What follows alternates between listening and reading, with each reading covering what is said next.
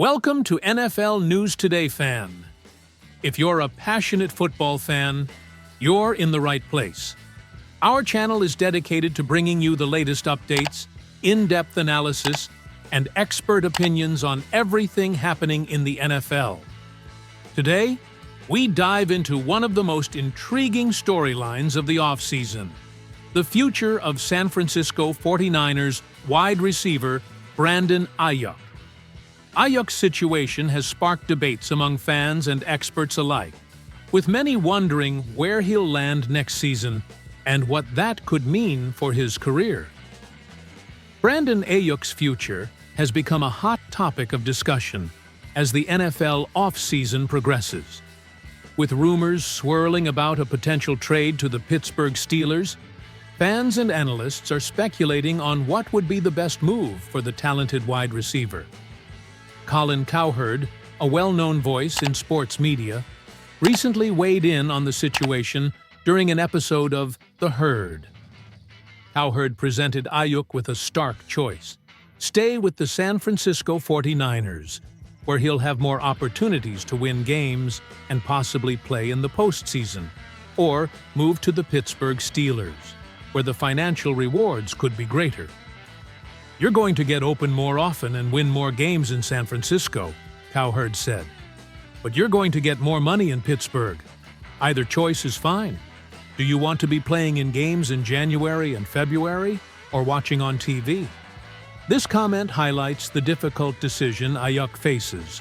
On one hand, the 49ers have been a powerhouse in the NFC, boasting one of the league's top offenses. Aiyuk had an impressive season in 2023, catching 75 passes for 1,342 yards and 7 touchdowns, contributing to San Francisco's fourth-best passing offense. Staying with the 49ers could mean more postseason appearances and a chance to further establish himself as one of the league's top receivers. On the other hand, moving to Pittsburgh could offer Aiyuk a more lucrative contract. However, as Cowherd pointed out, the Steelers' offense is heavily centered around George Pickens, which might limit Aiyuk's playing time and opportunities to shine. For a lot of guys, and I get this, not everybody loves football, Cowherd noted. They like what football gives you, and it can give you a lot of money and fame, and I'm not judging. Do whatever you want. This sentiment captures the essence of Aiyuk's dilemma: the balance between passion for the game and the financial security that comes with it. Aiyuk, who is set to become a free agent in 2025, has already requested a trade if a deal with the 49ers doesn't materialize. His decision will likely shape the trajectory of his career and influence how he's remembered in the league. Brandon Aiyuk's future is uncertain, but one thing is clear: whichever path he chooses, it will have significant implications for his career. Whether he decides to stay with the San Francisco 49ers and pursue championship glory, or move to the Pittsburgh Steelers for a bigger paycheck, Aiyuk's decision will be closely watched by fans and analysts alike. Here at NFL News Today, fan, we'll continue to follow this story and provide you with the latest updates and expert analysis. Make sure to subscribe to our channel so you don't miss any of the action.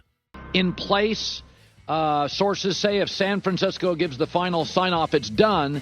But San Francisco has a offer out to Brandon Aiyuk as well. I'm sure it's just not as much. And so what would I do if I was Brandon Aiyuk? And I'm not telling players on a regular basis to take less. You're going to get more open, more often, and win more games in San Francisco. You could probably make more money in Pittsburgh. Either choice is fine. Do you want to be playing in games in January and February or watching them on TV? It may not matter. Brandon Aiyuk's like, hey, I can make, if I can make $17 million more over the course of 4 years, I'll take the money. I'm not against it, but what's happening, and people are confusing the value of wide receivers, which has been enhanced over the last decade because of rule changes, with you got to have a number one, and you don't. If one of these two San Francisco draft picks, the fourth or the first-round receiver, hit, then you'll have them, Jennings, Debo, McCaffrey, Kittle, Trent Williams, Purdy. You can win a Super Bowl. I think having a number one receiver, totally overvalued. Having weapons, undervalued. And I'd say this, if I was Brandon Aiyuk, when you watch the Rams play, why is Cooper Kupp wide open? Everybody knows he's great. Why is Puka Nacua wide open? Schemes. Why is George Kittle wide open? Schemes. Why does Pittsburgh struggle sometimes to get Pickens the ball? Lack of schemes. So when you play with these, it's like having a good boss at work. Or you're a salesperson. What are you selling? If you have a good product, you're selling Viagra or heart medication, you're going to make a lot of money as a pharmaceutical salesperson. You got the right products. If you're a wide receiver in this league, who your coach is matters. You see a lot of wide receivers get frustrated. They're not getting the ball. Stephon Diggs, defensive coach. Pickens, upset. Defensive coach. Defensive culture. Buffalo, even with Josh Allen's a defensive culture. Right? You look at these wide receivers. Justin Jefferson, they can't get their quarterback right. He likes Minnesota. Offensive coach. Everybody in LA, offensive coach. I mean, they've taken draft picks for the Rams, Tutu Atwell, that looked like a bust, and they've made him functional. So do you want to win games? Do you want to be open more? It's also, if you go to Pittsburgh, Pickens is more talented, I would argue, than Brandon Aiyuk in terms of raw talent. And so now you got two guys that want the ball. Debo is not taking snaps or completions from you. On San Francisco, you're the deep threat. You're the over-the-top guy, and that's a good place to be. Pickens and Aiyuk share some of the same abilities deep. So, it is what it is. You do what you got to do, but I'm telling you, you look at wide receivers, the really good offensive coaches scheme them open. But for a lot of guys, and I get this, not everybody loves football. They like what football gives you. And it can give you a lot of money and fame, and I'm not judging you. You do whatever you want. A lot of people get into local news. I work with 20 weathermen. Some loved weather. Some wanted to be on television. Both work. So I think leaving Kyle Shanahan as an offensive player, like Christian McCaffrey was good in Carolina. Now we say he's the second best running back behind Peyton. Kyle's part of that. I mean, Cam Newton never had back-to-back winning seasons. Do you think that would have been the case with Sean McVay as his coach or Shanahan?